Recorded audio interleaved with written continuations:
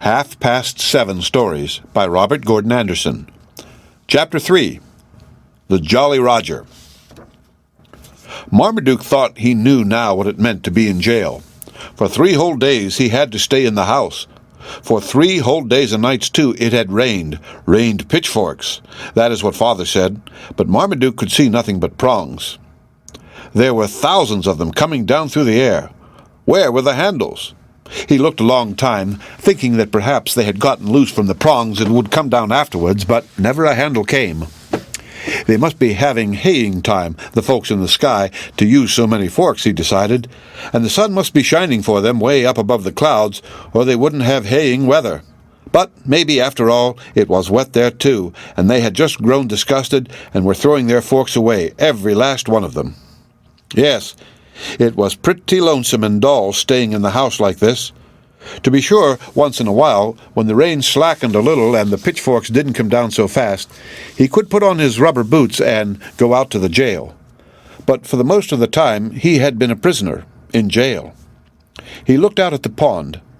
So much water had fallen in it that it was swelling up like a pouter pigeon, or like the bowl that held the Chinese lily when he dropped pebbles in it. My, how Ducky the stepchild must like this weather. There he was now, and his father and his mother and all his relatives, all just letting the water run off their backs and having a grand time. But Father Wyandotte and all his family were sticking pretty close to the coops. Funny how ducks liked water and chickens didn't. All but the gold rooster on the top of the barn. He never seemed to mind it a bit. Marmaduke looked for him up in the sky, but he was almost hidden by the rain and the gray mist, and stood there on his high perch, swinging from east to north and back again. But he grew tired of watching the gold rooster, and looked up the pasture for his friend, the brook. It wasn't hard to find, for it had grown so big and stretched almost to the fence rails now, and was racing along towards the pond, growing wider and wider every minute, just like Marmaduke's eyes. "Cracky! Supposing there should be a flood!" exclaimed Jehosophat. "Oh, wouldn't that be fine?" said Marmaduke. "Fine!"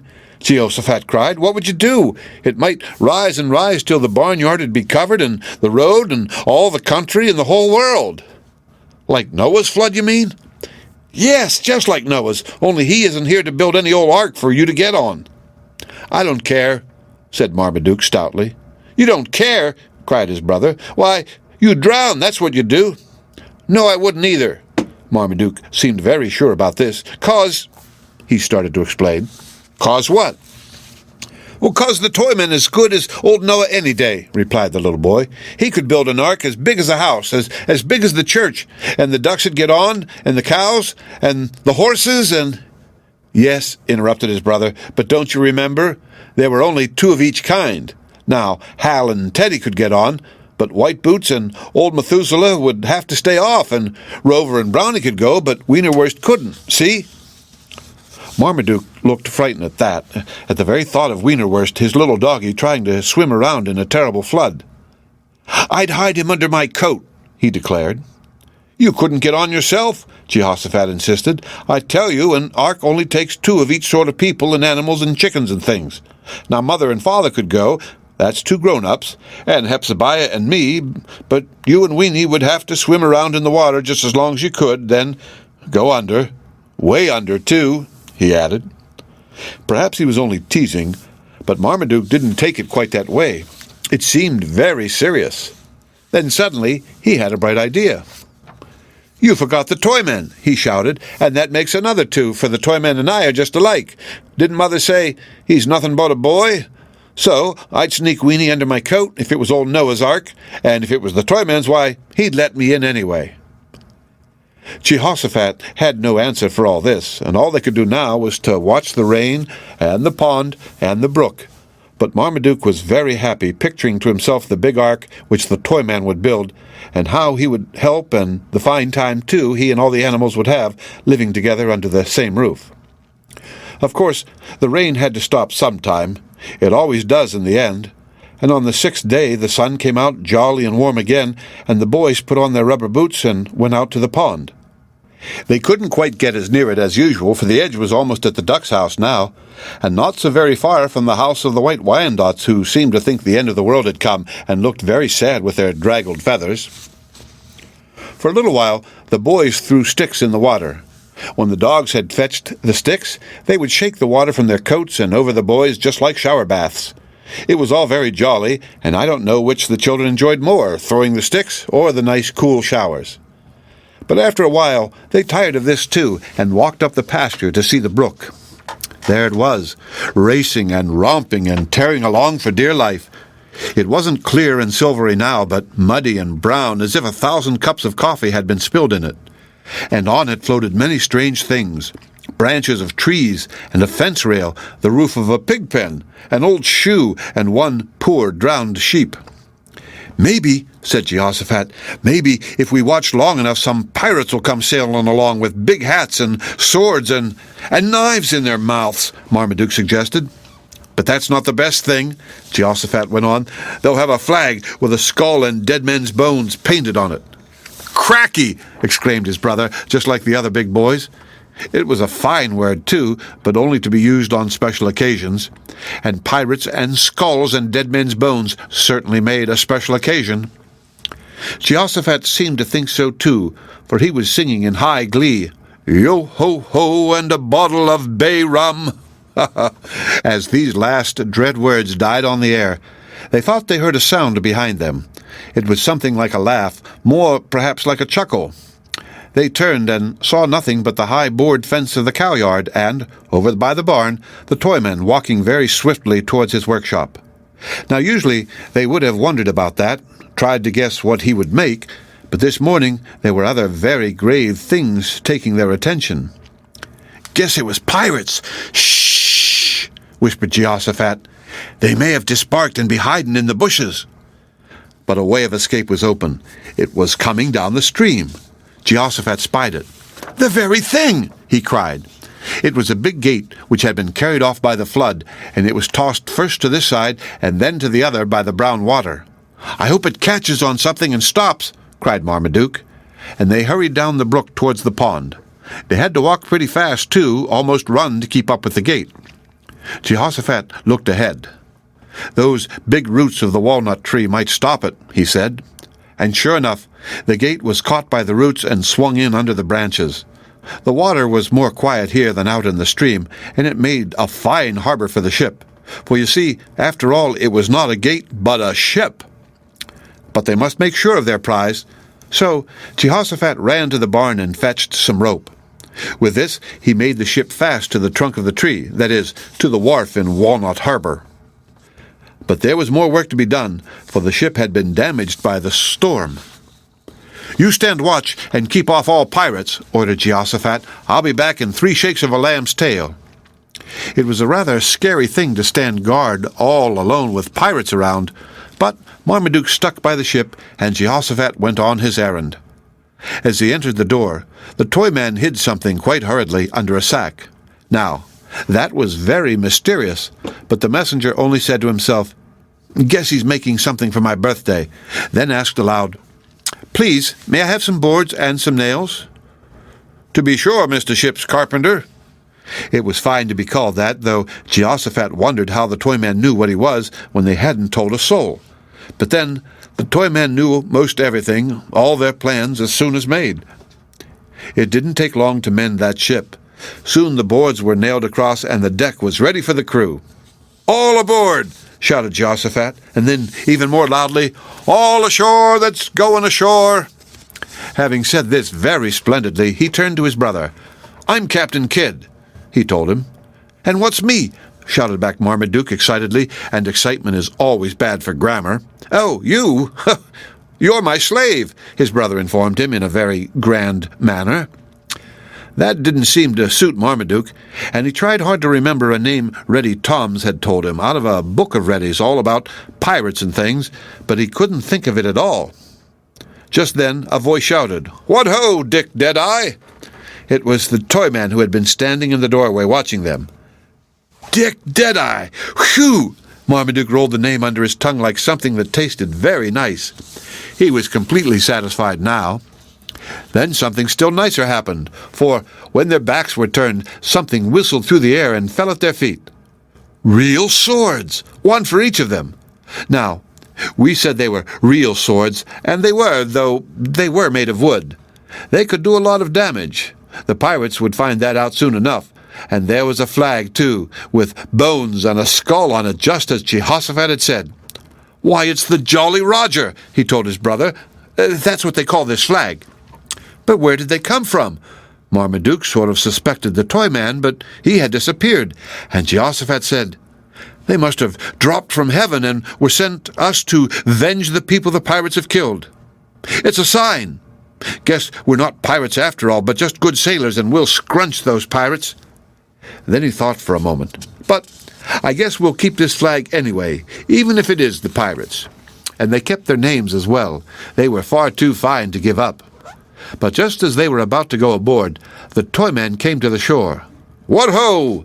he said, and then again, "What ho!"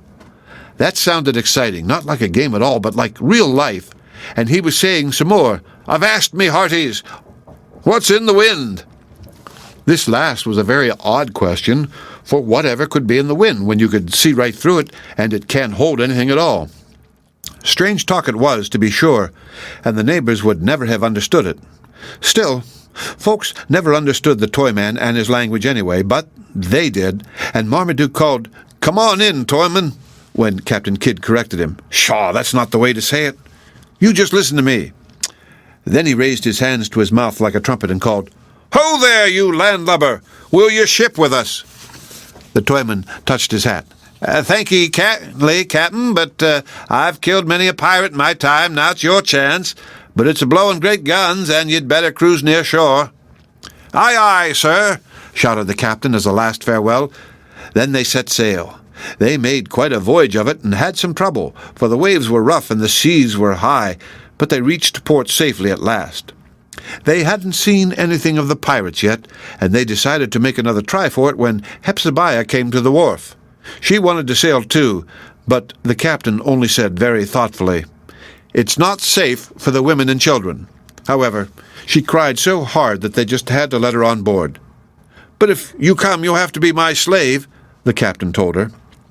Perhaps that is the reason why he let her sail at all.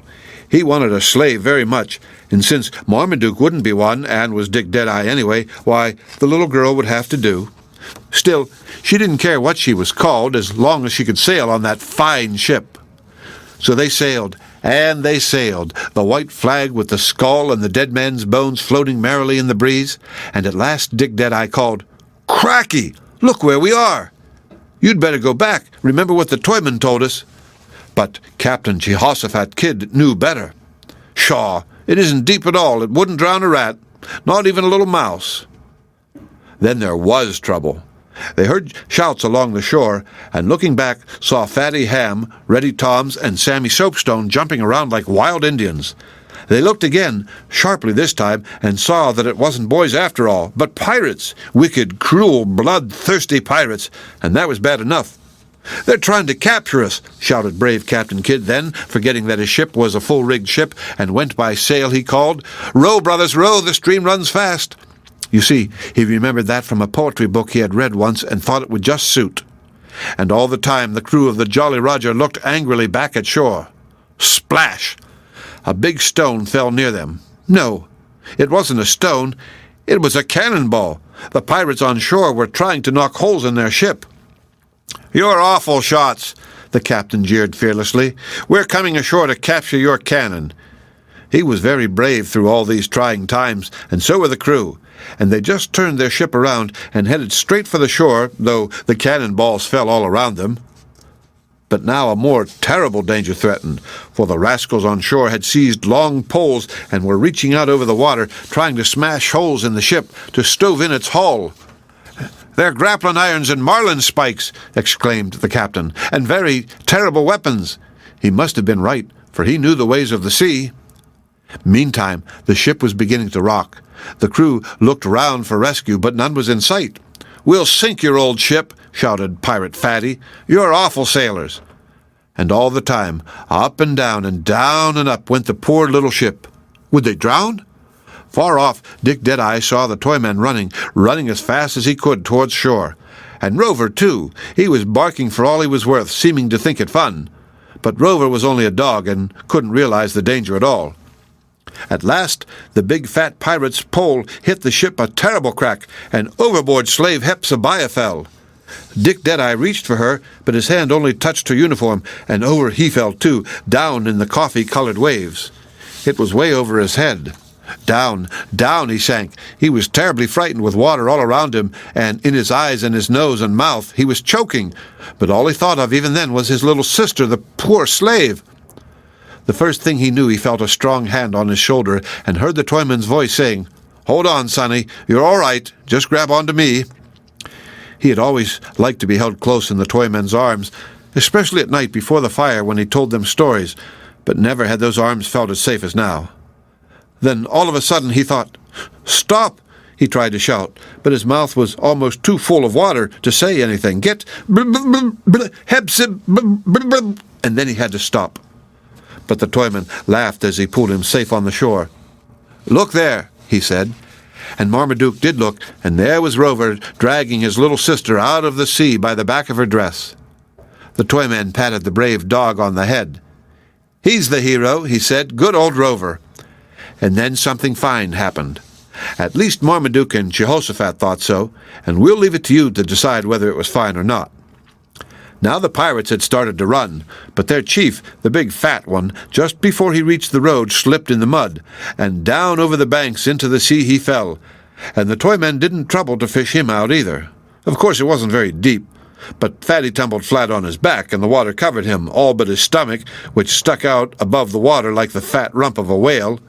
He got up at last, and a pretty sight he was, not like a bold pirate, but a great big booby, Mother said, with the mud all over his clothes and the water going slippity-slop in his shoes, and he shouting, worse than Marmaduke. Quick as a wink, the Toyman lifted Marmaduke on one shoulder, the little girl on the other, as he always carried them, and took them into the house. And soon their clothes were off and dry ones on, and best of all, some nice warm lemonade was trickling down just where the muddy water had been, down the red lane. He felt greatly contented, did Marmaduke, for hadn't they beaten the old pirates and driven them away? And after that they had heaped coals of fire on their heads, as the minister used to say. Yes, sir, they invited the big fat chief of the pirates into their kitchen, though he didn't deserve it, and gave him some dry clothes too, though he didn't deserve that either, and some lemonade into the bargain. Altogether, it was a very successful day. The end of Chapter 3.